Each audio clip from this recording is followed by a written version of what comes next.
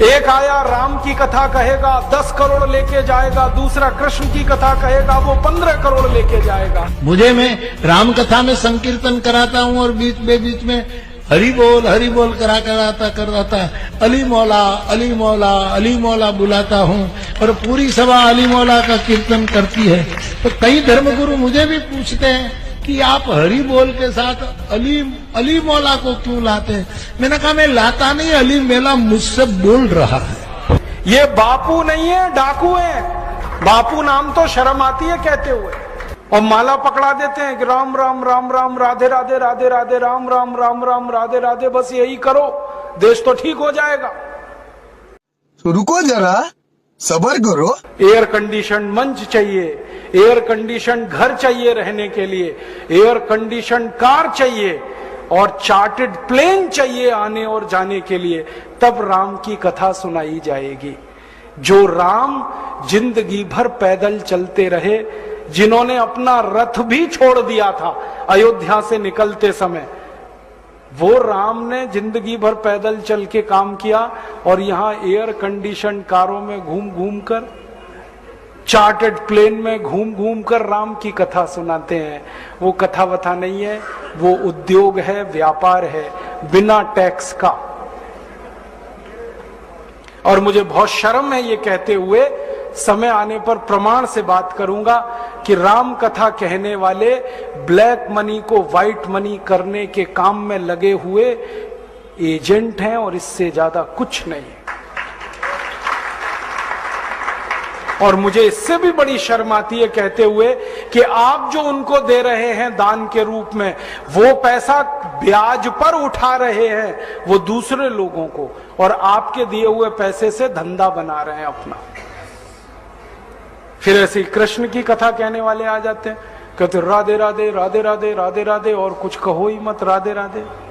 कंस को मारा, जरासंध को मारा, शिशुपाल को मारा, अधर्मियों को मारा, ये सब थोड़े में, राधे राधे राधे राधे बड़े में। हाँ, क्योंकि आपको कायर बनाना है ना, निर्वीर बनाना है, नपुंसक बनाना है, तो वीरता की कहानी क्यों सुनानी है? तो चुन चुन कर ऐसी कहानियां सुनाते हैं। और मैं आपको बहुत गंभीर बात कह रहा हूं कि ये सारे हमारे देश में जो पाखंडी लोग हैं ना, राम और कृष्ण की कथा कहने वाले, ये सरकारों के साथ मिले हुए हैं, क्योंकि सरकारों ने इनको एक कान में मंत्र फूंका है, तुम लोगों का ध्यान इस तरफ भटकाते रहो ताकि कोई महंगाई के खिलाफ न लड़े, गरीबी के खिलाफ न लड़े, बेरोजगारी के खिलाफ न लड़े, अत्याचार के खिलाफ न लड़े, वो डूबा रहे राधे राधे राधे राधे राम राम राम राम, बस इसी में। और समझाते रहो, तुम क्या लाए थे, तुम क्या ले जाओगे, क्यों व्यर्थ चिंता करते हो, जो हो रहा है अच्छा हो रहा है, आगे होगा और भी अच्छा होगा। एक रास्ता ये है। अब दो रास्ते हैं अपने सामने, एक रास्ता भगत सिंह का, ऊधम सिंह का, चंद्रशेखर का, एक रास्ता हमारे ये धर्म गुरुओं का, पाखंडियों का, जो राम की कथा कृष्ण की कथा। मुझे बहुत ऑफर आए हैं, मैं आपको दिल का दर्द बता रहा हूं, सच में कह रहा हूं, आपसे नाम नहीं लेता। मुझे ऑफर आए कि तुम कहां बेकार भटक रहे हो, मेरे साथ आ जाओ। मैंने कहा बापूजी क्या होगा उसमें? तो कहने लगे जितना मिलता है वो डबल हो जाएगा। मैं बोल रहा कैसे? तो उन्होंने कहा तुम्हारी वाणी में बहुत जोर है और मेरे पास लोगों की भीड़ इकट्ठा करने का, मजमा लगाने का तरीका है। मैं ऐसा डमरू बजाता हूं कि सब इकट्ठे होते हैं, और तुम्हारी वाणी में जोर बहुत है, मिलके लूटेंगे, थोड़ा तुम्हारा थोड़ा मेरा। ऐसे खुले ऑफर हैं मेरे पास। तो रुको जरा, सब्र करो। कौन तरेगा? रमानंदी तरेगा कि कबीरपंथी की, आर्य समाज की, आनंद मार्ग की, गायत्री परिवार की, बाल जुगेश्वर की, सतपाल जी की, सदाफल देव जी की, रामपाल जी की, बाबा मेही की, सदाफल देव जी की, ठाकुर अनुकूल चंद्र जी की, भगवान रजनीश की, बाबा हरदेव सिंह जी की, राम रहीम सिंह जी की, ओम शांति की, राधा स्वामी की, आशुतोष जी महाराज की, जैन की, बौद्ध की, ईसाई की, इस्लाम की, यहूदी की, पारसी, तरेगा कौन? इतना धर्म निकाल कर ये गुरुआ सब ये भोली भाली जनता के साथ 420 किया है। सारी जनता दिग्भ्रमित में पड़ा है कि कहां जाएं और किसका भजन करें और कैसे हमारी मुक्ति होगी। ये पंथ बना बना कर अपना केवल माल पसाने के चक्कर में सबको बर्बाद करके रखा है। तोड़ तोड़ अभी पता है संत मत में से वो कोपर और निकला है। वो कौन कोपर है? गुरु मत। ये छितियानंद जी महाराज ये गुरु मत उसमें से कोपर निकाला है। ये गुरुवाई धंधा है, धंधा चला रहा है लोग और नाना प्रकार के पंथ बना बना करके जाल बिन बिन करके आई भोली भाली जनता को सब उलझा रहा है। पढ़ाता स्मरणीय संत सम्राट सदगुरु कबीर मंचासेन पूज्य संत श्री जय स्वरूप साहिब जी और मंच पर उपस्थित तमाम संत महापुरुषों, सत्संग समारोह में उपस्थित देवियों देवताओं,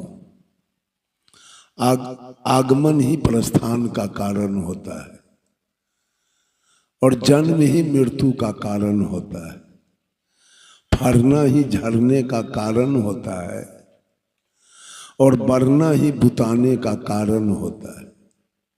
दोस्ती ही दुश्मनी का कारण होता है और बढ़ी ही तेरी का कारण होता है और भजना ही तजने का कारण होता है।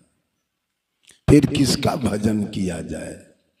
सदगुरु कबीर तमाम दुनिया के लोगों से पूछा कि ये दुनिया के लोग, तुम्हारा हित कौन है जिसका भजन किया जा सके और तुम्हारा दुश्मन कौन है जिसको तज दिया जा सके। ये भजन तजन के बीच में आज सारे दुनिया के लोग नफरत की जीवन जी रहे हैं। मुसलमान को अगर फ्री कर दिया जाए तो हिंदू के मंदिर में वो गाय का रान फेंक देगा और हिंदू को फ्री किया जाए तो मुसलमान के मस्जिद में सुगर फेंक देगा। सिख को फ्री किया जाए तो ईसाई के गिरजाघर कोई जला देगा और ईसाई को फ्री किया जाए तो सिख के गुरुद्वारा कोई बुलडोजर से ढा देगा। ये चारों आपस में राग द्वेष की अग्नि में जल रहे। भजन किधर हो रहा है और भक्ति किधर है? अभी मुसलमान सबका रोजा चल रहा है, एक भी हिंदू रोजा करने वाले नहीं है।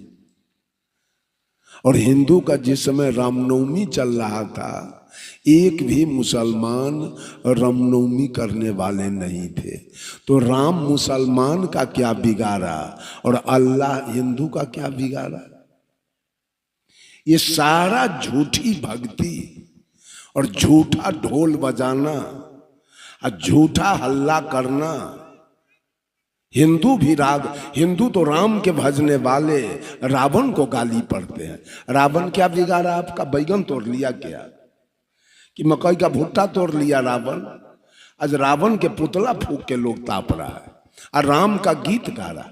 कृष्ण के भजने वाले कंस को गाली पढ़ते हैं और पांडव के भजने वाले कौरव को गाली पढ़ते हैं।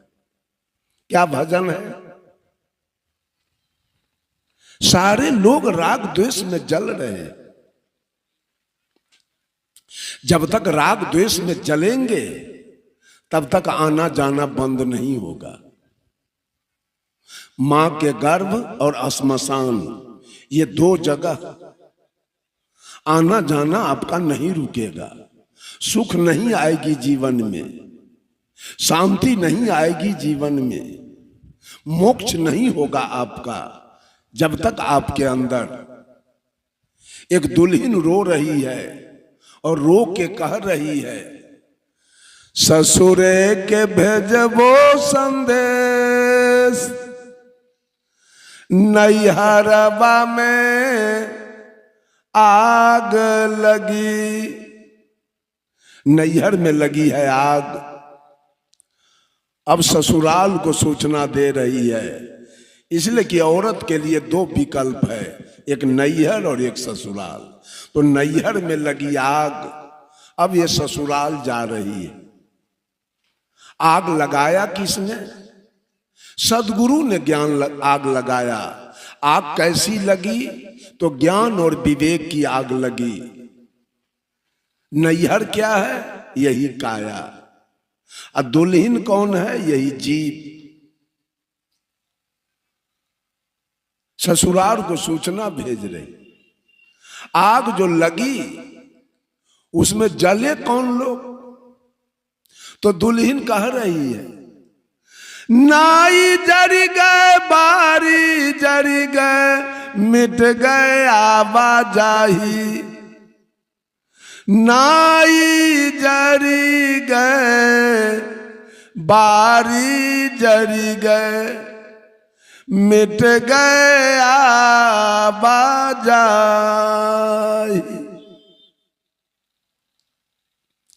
नाई माने होता है नौवा, केस काटने वाला, और वारिसान माने होता है गार्जियन। एक लड़की युवती है विवाह करने योग्य, उस लड़की पर नौवा की दृष्टि पड़े तो नौवा के मन में उस लड़की को देखकर राग होगा, राग, सुख। ये लड़की विवाह करने योग्य हो गई, इसका विवाह होगा तो उसमें हमको आमदनी होगा। और जवान बेटी पर पिता का नजर पड़े, उसको क्या होगा? द्वेष। वो जलेगा जवान बेटी को देखकर। अब मेरा जमीन बिकेगा, सुद भरना लगेगा, मवेशी बिकेगी, कर्जा लेना होगा। लड़की एक है, नौवा का नजर पड़े तो नौवा के मन में सुख है और लड़की के पिता के मन में दुख है। नौवा के मन में राग है और लड़की के पिता के मन में द्वेष है। लेकिन जब सदगुरु ने ज्ञान विवेक की आग लगाई इस काया रूपी नैहर में, तो नौवा भी जल गए और लड़की के पिता भी उसी अग्नि में जल गया। अर्थात राग भी जला और द्वेष भी जल गया। तो दुल्हन कह रही है, मिट गए आवाजाही। तो नैहर और ससुराल का आना जाना समाप्त हो रहा है। क्यों? तो राग जल गया और द्वेष। यही राग द्वेष के कारण, यही हिंदू मुसलमान सिख ईसाई के कारण हमारा बार बार गर्भ में जाना और बार बार श्मशान जाना हमारा चल रहा है। और सारी सृष्टि के तमाम ये माता लोग जितिया करती है। एक भी मुसलमानिन जितिया करती है? मुसलमानिन, उसको बेटा नहीं है, इसको जितिया करके 3 गो बेटा है। अम्मिया इनके बिना जितिया के 19 गो बेटा। कहां गया जितिया? कहां गया?